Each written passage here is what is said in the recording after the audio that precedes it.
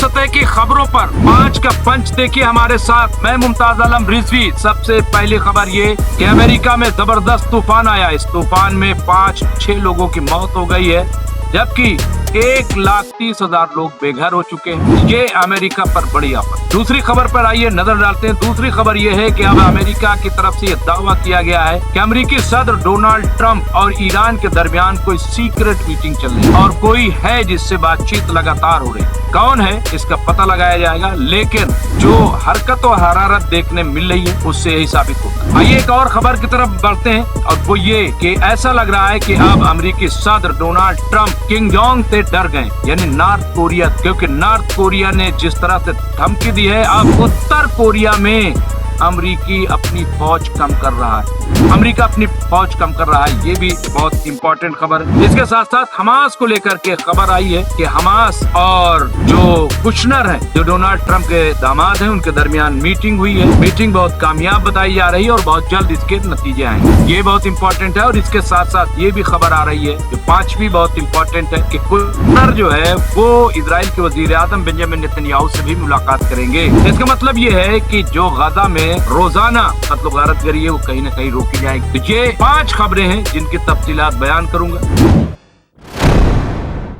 आदाब, मैं हूं मुमताज आलम रिजवी और इस वक्त मैं आपकी खिदमत में पेश करूंगा अमेरिका और ईरान, फिलिस्तीन और इजराइल के जो हालात है, और खास तौर से अमेरिका का अगर जिक्र करूं तो अमेरिका पे एक बड़ी आफत आई है।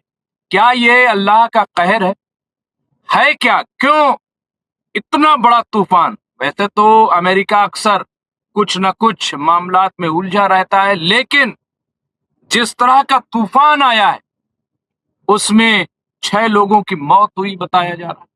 इसके साथ साथ 1,30,000 लोग बेघर हुए। इतना शदीद तूफान है, अफरा तफरी का माहौल है।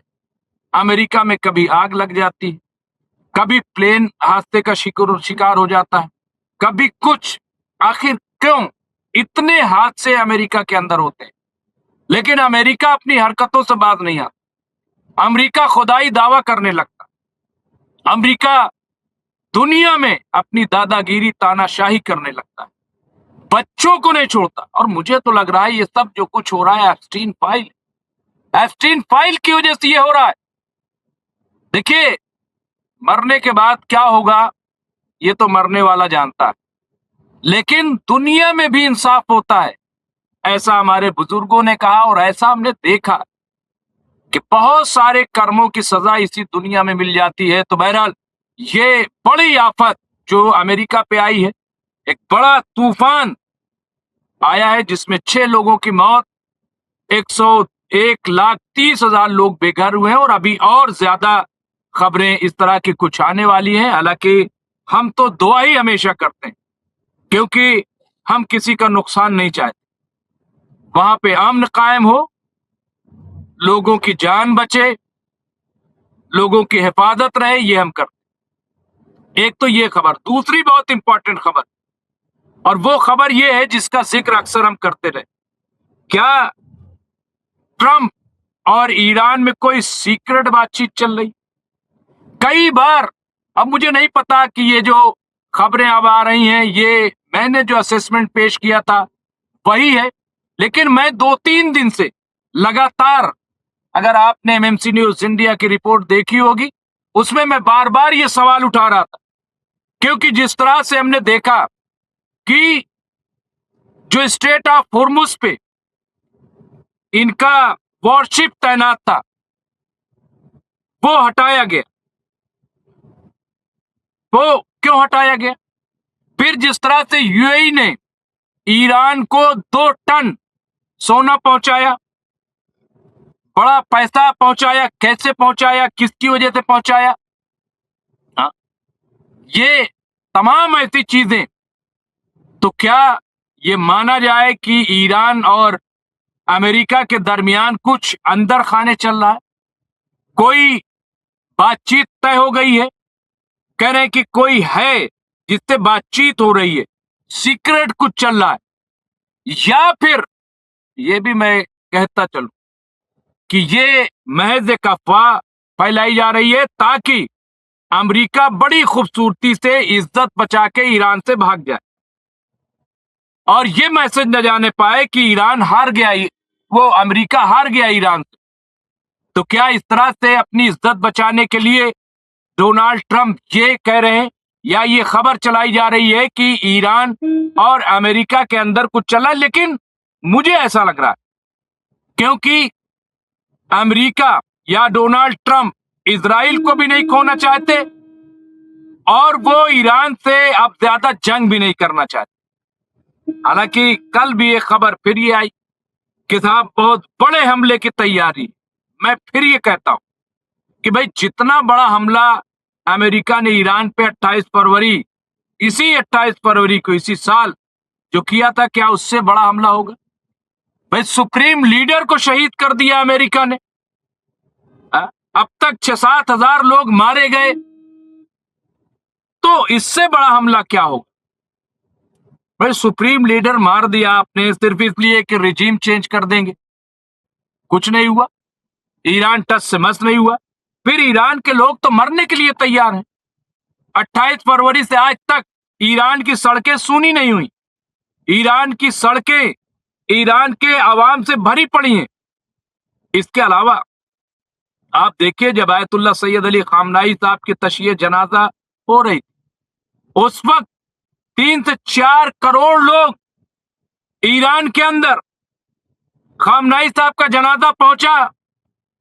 इराक, मशहद, करबला, सामर्रा, बिला खौफ। और हैरान करने वाली बात यह कि इसी दौरान फिर बड़े हमले किए अमेरिका ने कि शायद भगदड़ मच जाए, अफरा तफरी मच जाए। लेकिन बारे ईरान की कौम, वो जहां थे वहीं रहे, कोई भगदड़ नहीं। आप सोचिए 4 करोड़ अवाम क्या थोड़े से होते, बहुत बड़ी तादाद होती है, बहुत बड़ी तादाद, वो डटी रही। तो ये आप देखिए। इसके अलावा देखिए कैसे अमेरिका की हवा निकल गई। एक तो यहां शिकस्त, दूसरा अभी खबर ये आ रही है यहां से तो वॉरशिप जा रहा है, आखिरी जो इनका वॉरशिप अमेरिका का, कह रहे साहब जॉर्ज वाशिंगटन आ रहा है। कहां से आ रहा है और क्यों आएगा? ये सिर्फ हवा बनाने वाली बात। एक और खबर, उत्तर कोरिया पे हमला होने जा रहा है, कब्जा हो जाएगा, फौज तैनात है, न जाने क्या क्या। लेकिन अब हवा निकाल दी किम जॉन और डर भी गए ट्रंप।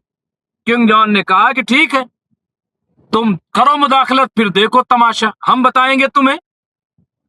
और किम जॉन का सिर्फ कहना है, जो नॉर्थ कोरिया के शाह है, कि हम छोटा मोटा बम नहीं चलाएंगे ईरान की तरह, हम तो वाशिंगटन पे डायरेक्ट, जी हां डायरेक्ट जो है न्यूक्लियर होगा। इस तरह की धमकियां जो है सामने आई। बहरहाल अब खबर यह है कि अमेरिका ने फैसला लिया कि उत्तर कोरिया में अपनी फौज को कम कर रहा है। तो आप देखिए उत्तर कोरिया जब फौज कम करने की, एक तो ये डर है, दूसरा एक चीज और बहुत इंपॉर्टेंट, और वो ये है कि आप देखिए अमेरिका की इस वक्त हालत क्या है, आर्थिक स्थिति क्या है, बहुत कमजोर होती जा रही है, बहुत कमजोर हो रही है आर्थिक स्थिति। तो इस वजह से भी अपनी ये फौजी ताकत को इधर उधर कर रहे हैं। तो एक तो ये कि उत्तर कोरिया में भी हम देख रहे हैं कि किस तरह से अब अपनी फौज को कम कर रहे हैं। इसके अलावा अब एक और बड़ी इंपॉर्टेंट खबर, और वो ये कि जो कुशनर हैं, जो कि हम बताएं डोनाल्ड ट्रंप के दामाद जीडी कुशनर, वो जाकर के अब काम कर रहे हैं। कहां? गाजा में। हमास से उनकी अभी मीटिंग मिस्र में हुई, और मिस्र में मीटिंग होने के बाद